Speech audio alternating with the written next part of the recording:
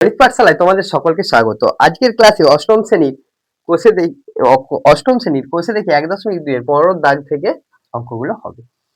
P এর কোন মানের জন্য x square minus P X plus 1/4 একটি পূর্ণবর্গ রাশিমালা হবে। দেখো এখানে সলিউশনটা কিভাবে করব। একের দাগে সলিউশন, এখানে দেয়া আছে X square minus P X plus 1/4। তাহলে আমরা লিখতে পারি X square plus 1/4 minus P X. তাহলে এখানে এক্স তার হোল স্কোয়ার প্লাস 1/2 তার whole square minus P X লিখতে পারি। সমানই আমরা লিখতে পারি এক্স প্লাস বা মাইনাস, যদি 1/2 তার হোল স্কোয়ার হয় তাহলে এই প্লাস হলে কি হয় মাইনাস, আর মাইনাস হলে এখানে plus. 2 into x into 1/2 minus PX. PX যেমন আছে রইল। এটা পূর্ণবর্গ রাশি হবে যদি এই অংশটা আমাদের কি হয়ে যায়, শূন্য হয়ে যায়। তাহলে আমরা লিখব কি, ইহা পূর্ণবর্গ হবে যদি কত minus plus 2 into x into 1/2 সমান minus T X equals to 0 হয়ে যায়। তাহলে এই অংশটা যদি আমাদের শূন্য করে দিতে পারি তাহলেই কি হয়ে যাবে, প্লাস মাইনাস, তাহলেই আমরা কি পেয়ে যাব, পূর্ণবর্গ রাশি পেয়ে যাব। তাহলে তোমরা দেখতে পাচ্ছ যে এখান থেকে আমরা যখন নিয়ে যাব টি এক্স সমান প্লাস মাইনাস, এটা আর এটা কেটে দিলে এক্স হয়ে যাচ্ছে। তাহলে টি সমান কত বেরাচ্ছে, প্লাস মাইনাস 1। তাহলে আমরা দেখলাম এখানে টি এর মান কত হলে হবে, 1 এর জন্য। তাহলে আমরা এখানে লিখতে পারি টি সমান 1 হলে রাশিটি পূর্ণবর্গ হবে। তাহলে অতএব দিয়ে এটা আমরা লিখতে পারবো, এইভাবে আমরা সলিউশন করতে পারি। এটা শর্ট কোশ্চেন তো তাই আমি এখানে লিখলাম উত্তরটা। পরের আমরা অঙ্কটা দেখব, এর সাথে কত যোগ করলে তা পূর্ণবর্গ সংখ্যা হবে। আমরা তাহলে 2 এর সমাধানটা যখন করব তখন আমরা কি দেখব, দেখো আমাদের এই 2 নম্বর যে সমীকরণটা দেয়া আছে, সমীকরণ নয়, রাশিটা দেয়া আছে a স্কয়ার প্লাস 4। এটাকে আমরা লিখতে পারি একই রকম ভাবে a তার হোল স্কয়ার প্লাস 2 তার হোল স্কয়ার।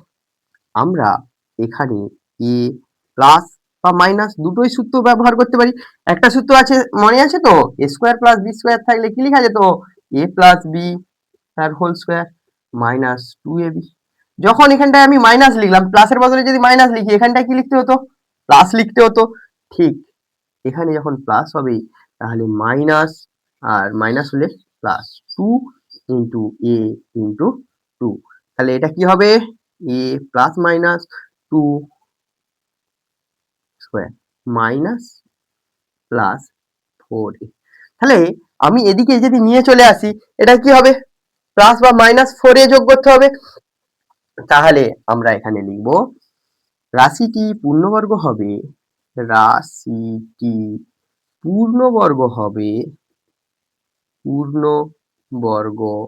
হবে যদি প্লাস মাইনাস 4a যোগ করি। আমরা অতি সহজে বুঝতে পারলাম। তাহলে আমরা যদি প্লাস মাইনাস 4a যোগ করি, এদিকে নিয়ে আসলাম, এখানে আসলে কি হবে, মাইনাসটা প্লাস হবে, প্লাসটা মাইনাস হবে 4a। তাহলে প্লাস মাইনাস 4a যদি যোগ করি। নেক্সট সমস্যাতে দেখো তোমরা, নেক্সট সমস্যাতে আমাদের কি দেয়া আছে,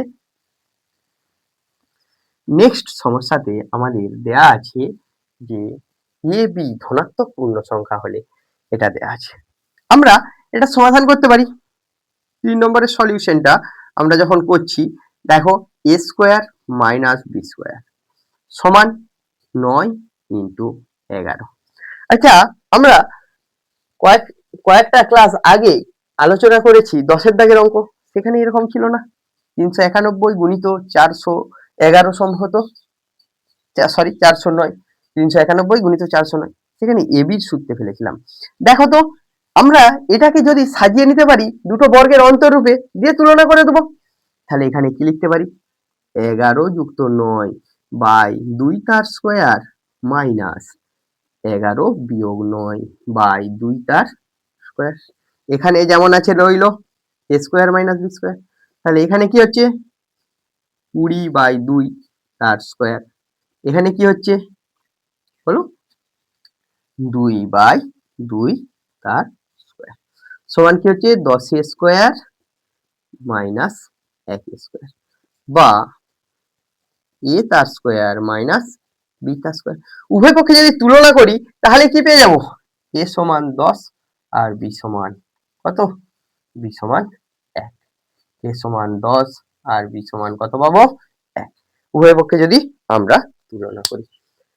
তারপরে 4 অঙ্কটাতে আমরা দেখব x প্লাস ওয়াই তার whole square minus X minus Y তার হোল স্কোয়ার সমান কি আছে 4x আছে, 4xy আছে, একটা অভেদ দেয়া আছে, কি দেয়া আছে, একটা অভেদ দেয়া আছে, দিয়ে জিজ্ঞাসা করছে কি সমীকরণ, অভেদ সমীকরণ হয় না, কারণ তার বোথ অংশ বাম পক্ষ ও ডান পক্ষ সমান হয়ে যায়। তাহলে আমরা 4 সলিউশনটা কি লিখবো, না ইহা সমীকরণ সমীকরণ নয়, কারণ বাম পক্ষ বাম পক্ষ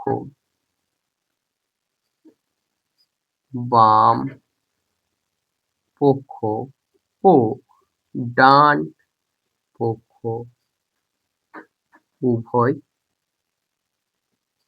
উভয়ে মান 0, কোনো চলরাশি অস্তিত্ব থাকছে না,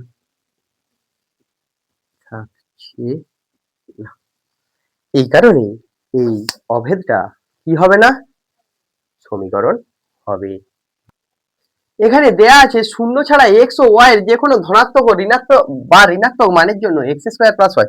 দেখো দুটোই স্কোয়ার দেয়া আছে, যদি আমি ঋণাত্মক মান নিই, মনে করো ঋণাত্মক 5 নিচ্ছি, 5 স্কোয়ার করো, এখানে -6 নিচ্ছি, তারও স্কোয়ার করলাম 25 প্লাস 36, তাহলে উভয় ক্ষেত্রেই কি হচ্ছে ঋণাত্মক, আর ধনাত্মক মান নিলে তো দেখাতে হচ্ছে না, ধনাত্মক মান নিলেও কি হয়ে যাবে স্কোয়ার করা মানে এটাই আসবে। তাহলে উভয় ক্ষেত্রে দুটো ধনাত্মক সংখ্যার যোগফল ধনাত্মক হয়, তাহলে সর্বদা কি হবে ধনাত্মক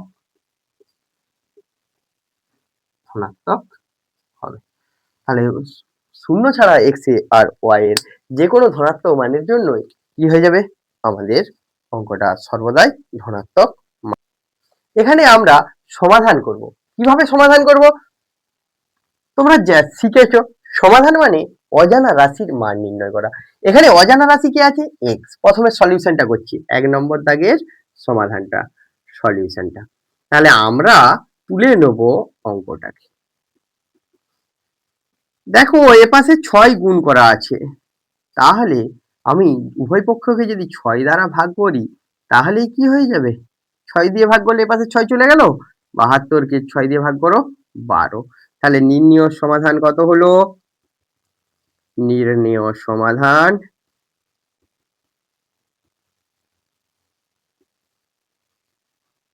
x সমান 12। ঠিক 2 এর যদি সলিউশনটা করি আমরা, এখানেও আননোন রাশি যেটা আছে সেটা বার করব, 4x মাইনাস 2x প্লাস 3 সমান 9 মাইনাস 4x। তোমরা এই অঙ্কটা বুঝতে পেরেছো তো? ঠিক এখানেও অজানা রাশিটার মান নির্ণয় করব।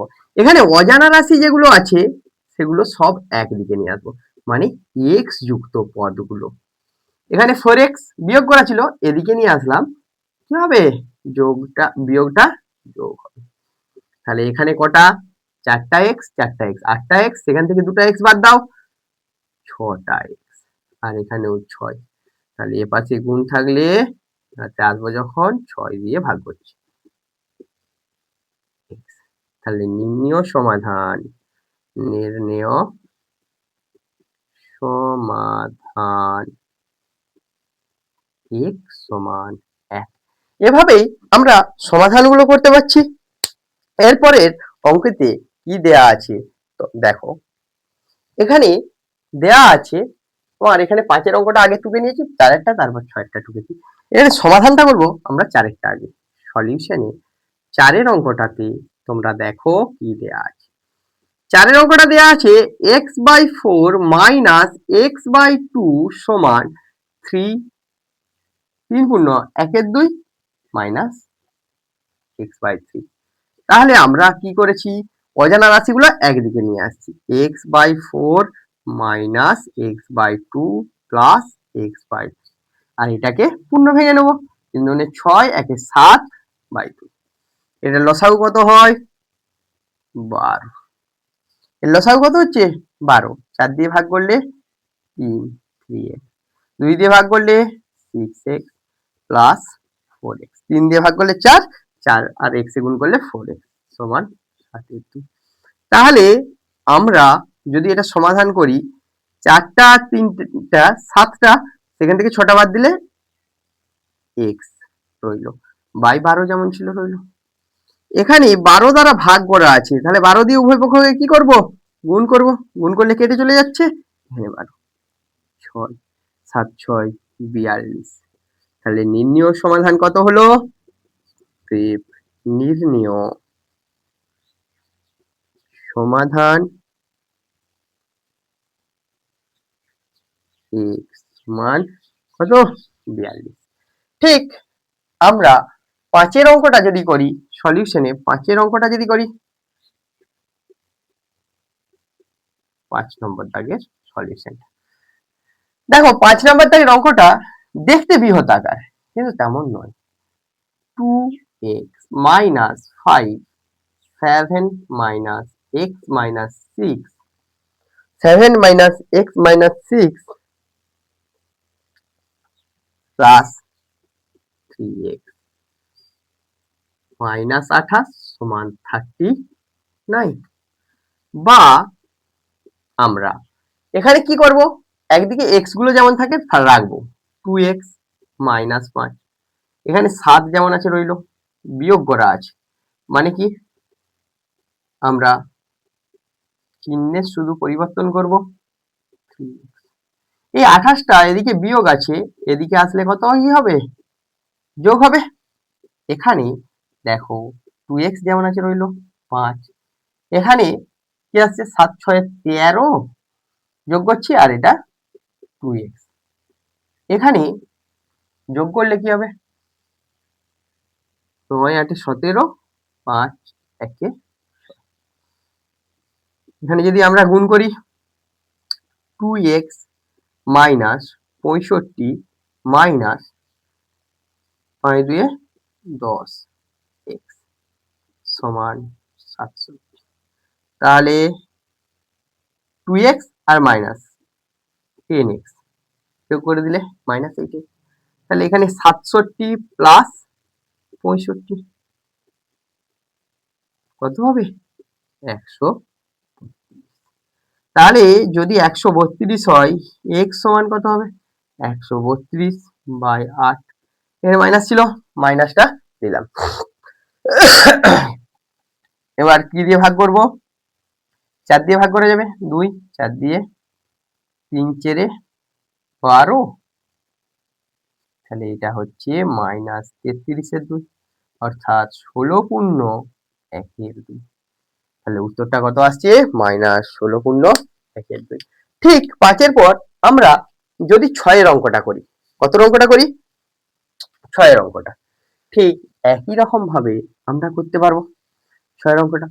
অজানা রাশিটার আমাদের মান বার করতে হবে।